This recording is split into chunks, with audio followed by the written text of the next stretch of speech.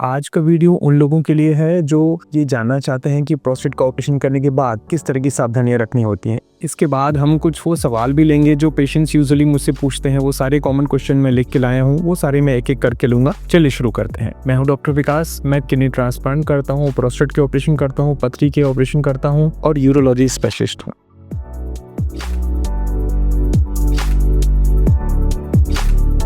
पहली सावधानी, जब आपका प्रोस्टेट का ऑपरेशन होकर आप घर पहुंचते हैं तो पहली चीज़ जो आपको नहीं करनी है वो है उकड़ू बैठना, यानी कि इंडियन स्टाइल के टॉयलेट में वॉशरूम जाना। इसका साइंटिफिक रीज़न ये है कि जब आप इंडियन स्टाइल के टॉयलेट में बैठते हैं तो आपके पेल्विक ऑर्गन्स में बहुत ज़्यादा प्रेशर हो जाता है और इसकी वजह से वहाँ पे ब्लीडिंग होने के चांसेस रहते हैं। Same applies for heavy lifting या कोई वजन वाली चीज़ उठाने में। आप कोई हैवी चीज़ उठाते हैं तो भी आपके पेल्विक ऑर्गन्स में ब्लड का प्रेशर बढ़ जाता है और वहाँ पे ब्लीडिंग होने के चांसेस बढ़ जाते हैं। कोशिश करें आप उकड़ू ना बैठे, वेस्टर्न स्टाइल के कमोड वाले टॉयलेट में ही वॉशरूम जाएं और कोई भारी सामान उठाने से बचें।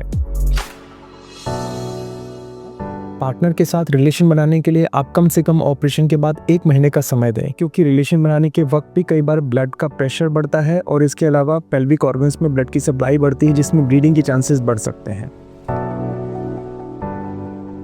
तीसरा, चाय, कॉफ़ी, अल्कोहल का सेवन बिल्कुल ना करें, क्योंकि ब्लैडर के लिए इरिटेंट का काम करते हैं और ऑपरेशन के बाद वैसे भी वहाँ पे इन्फ्लेमेशन इतना ज़्यादा हो रखा होता है, उस पर अगर कॉफ़ी और चाय पियेंगे तो वहाँ पे इरिटेशन ज़्यादा होगा और आपको पेशाब में जलन भी ज़्यादा होगी। क्या करना है? पानी ज़्यादा पीजिए, कीगल एक्सरसाइज करिए और कोशिश करें कि बहुत ज़्यादा भाग दौड़ ना करें, कम से कम 1 हफ्ते के लिए।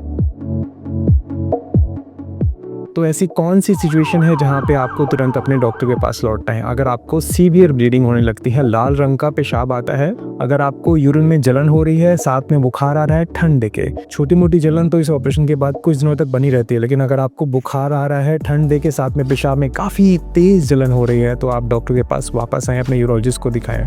तीसरा कारण, अगर आपको यूरिन की धार बहुत पतली बन रही है और आपको यूरिन पास करने में काफ़ी दिक्कत हो रही है। ऑपरेशन के बाद तो धार अच्छी हो गई थी, लेकिन अब धीरे धीरे करके धार कमज़ोर हो रही है, तो भी आपको अपने यूरोलॉजिस्ट के पास वापस आना है। चलिए, अब बारी है उन सारे सवालों को लेने की जो मेरे पेशेंट्स मुझसे पूछते हैं। जब उनका डिस्चार्ज हो रहा होता है, दूसरे दिन वो घर जा रहे होते हैं, तो काफ़ी हद तक इन्हीं सवालों को पूछते हैं। एक एक करके हम उन सवालों को लेते हैं। पहला सवाल है, क्या हम सीढ़ियाँ चढ़ सकते हैं? जी हाँ, आप सीढ़ियाँ चढ़ सकते हैं। 1-2 फ्लोर चढ़ने में कोई प्रॉब्लम नहीं है, लेकिन अगर 6, 7, 8 मंजिल तक चढ़ेंगे तो कई बार थकान की वजह से कोई दुर्घटना हो सकती है या फिर आपको ब्लीडिंग की समस्या भी हो सकती है। क्या पार्टनर के साथ रिलेशन बना सकते हैं? मैंने जैसा आपको अभी बताया कि पार्टनर के साथ रिलेशन बनाने के लिए कम से कम 1 महीने का वक्त दीजिए, क्योंकि इसकी वजह से कई बार ब्लीडिंग हो सकती है। क्या हम ट्रैवल कर सकते हैं? जी हाँ, छोटे मोटे डिस्टेंस 100-200 किलोमीटर तक आराम से ट्रैवल कर सकते हैं। कोशिश ये करें कि ट्रैवल के दौरान कोई झटका जोर का ना लगे और ऐसी कोई कंडीशन ना बने जिसमें से कि ब्लीडिंग होने के चांसेस रहते हैं। ब्लड प्रेशर और शुगर की दवाइयाँ क्या हम ले सकते हैं? मैं अपने पेशेंट्स में ब्लड प्रेशर और शुगर की दवाइयाँ बंद नहीं करता हूँ। ऑपरेशन के दौरान वो ये सारी दवाइयाँ लेते रहते हैं, तो आप भी ब्लड प्रेशर और शुगर की दवाइयाँ मोस्ट लाइकली अपने डॉक्टर के सलाह के अनुसार जारी रख सकते हैं। खून पतला करने की दवाइयाँ हमें कब स्टार्ट करनी है? मैं अपने पेशेंट्स के अंदर खून पतला करने की दवाइयाँ कुछ ही दिनों के अंदर स्टार्ट कर देता हूँ। एक बार ब्लीडिंग पूरी तरीके से स्टॉप हो जाए तो आपकी दवाइयाँ ले सकते हैं, लेकिन मेरी सलाह है एक बार अपने यूरोलॉजिस्ट से और कार्डियोलॉजिस्ट से संपर्क जरूर कर लें। अगर आप ऑपरेशन से पहले खून पतला करने की दवाइयाँ ले रहे थे तो ऑपरेशन के कुछ दिनों तक इन्हें बंद करना ज़रूरी होता है। कुछ दिनों बाद इन्हें स्टार्ट करने में कोई हानि नहीं है।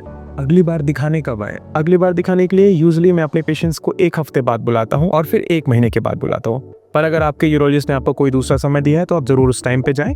TURP लेज़र आज भी सबसे कॉमन ऑपरेशन है प्रोस्टेट की समस्या के लिए और इसे हज़ारों लोग हर महीने भारत में करवाते हैं।